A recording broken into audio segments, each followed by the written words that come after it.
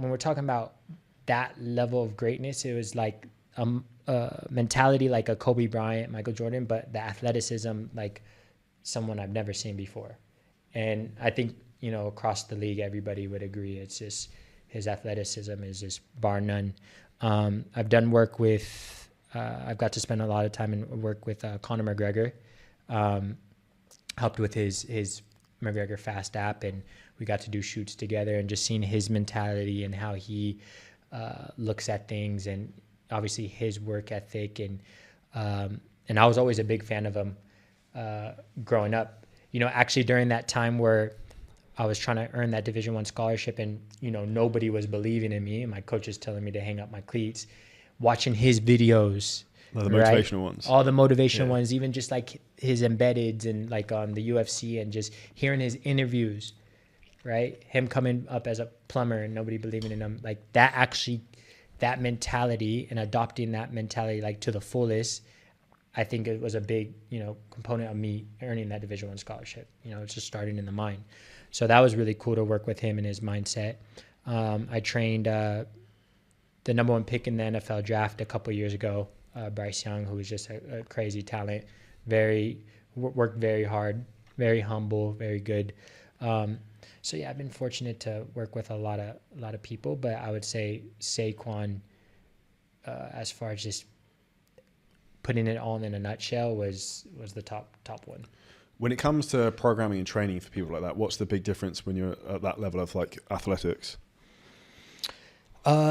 So we always would say the best ability is availability, right? So look, their job was to be on the field, right? And they're an asset, right? They're getting paid a lot of money. So you're trying to give workouts and stuff to have them feeling great and healthy, right? So with him and athletes like him, it's kind of almost having to pull back a little bit, like not allowing him to get in his own way, because they want it so bad. They don't want, again, attention to detail. They don't want to leave any stone unturned. So it's just about managing that. And even with my clients now, it's like I see it across the board, whether they're professional athlete, high-performing CEO, entrepreneur, it's that same mentality. It's like you almost have to pull them back. Like, no, you've been training hard enough. You need a rest day, you know, or like, no, this is good, you know.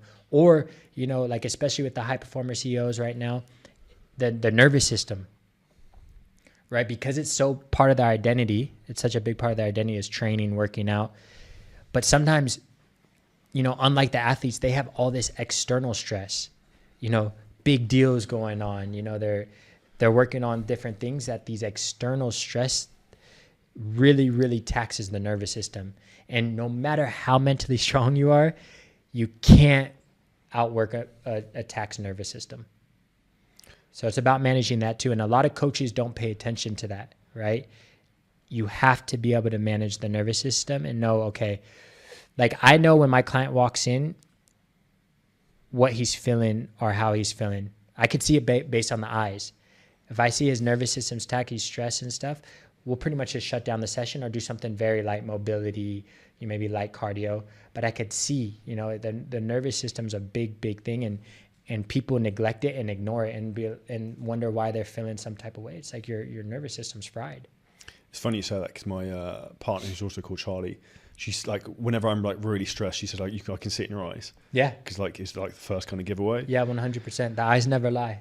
And I think that's a dichotomy to be managed in terms of like stress, because your perception of stress is so fucking warped that you're just used to being like 10 out of 10 stress. So that's 100%, just normal. 100%. It becomes a new normal. So like for me, one of the things recently I did, and I was shocked when I looked at, like, I'm a stats nerd, probably because I'm obsessive as well, is say like on a Whoop band, I bought infrared sauna. I started using infrared sauna before going to bed. My HRV increased like 40%. Wow. Like wild. For like, and it can't, the only thing it can be for that, because I did it 3 days in a row. The only thing I changed was using that. Wow. But I think it was the heat in my brain my body just starting to fucking calm down. Yeah, when you sleep, right? Because that's when sometimes the nervous system goes into overdrive, right? And if you're not allowing sleep to relax that, then you're just in fight or flight mode day and night. And you have to manage that, right? Especially when you have as everything that you got going on. And it's high stress and high things, a lot of different moving parts. That, you know, nighttime routine is huge to, okay, shut it down. So then you can wake up and be ready to go. It's like you're all gas pedal, no brake. Yeah. Yeah, you're just in fight or flight mode all day long, you know? And even when you're sleeping, you're in that mode. Your dreams are like that, you know? That's some fucking weird dreams. Yeah, exactly. That's a huge sign of your nervous system just being in overdrive. I had some fucking weird dream the other day. It's really off topic, but like the guy next door was like almost like Nicolas Maduro, and then like some like American fucking helicopters came in and like abducted him, and then the whole thing was a cover up, and it was just like some. Yeah. I don't know why the fuck my brain went off on this at night, but like because your nervous system's going off. Yeah. But for me, one of the things that infrared sauna made a big difference, and then even like what I do, which is still kind of work related, but it's like because I get bored, so I sit there and I'll have like a pen and paper and I'll just write, okay, like what do I need to do tomorrow and what's the most important? I'll just kind of think. Before bed, you're saying? Yeah, and it's just my fucking brain just kind of like great. Now, if you enjoyed this clip and you're a coach, creator, or a business owner and you want help in terms of how to scale your business using ads, AI, content, marketing, a lot of things we talk about on the show, then hit the link at the top line of our description in the YouTube video. You can book on a call with us and we'll walk through the whole process, audit your business, and show you where there's huge, huge opportunities for you to scale.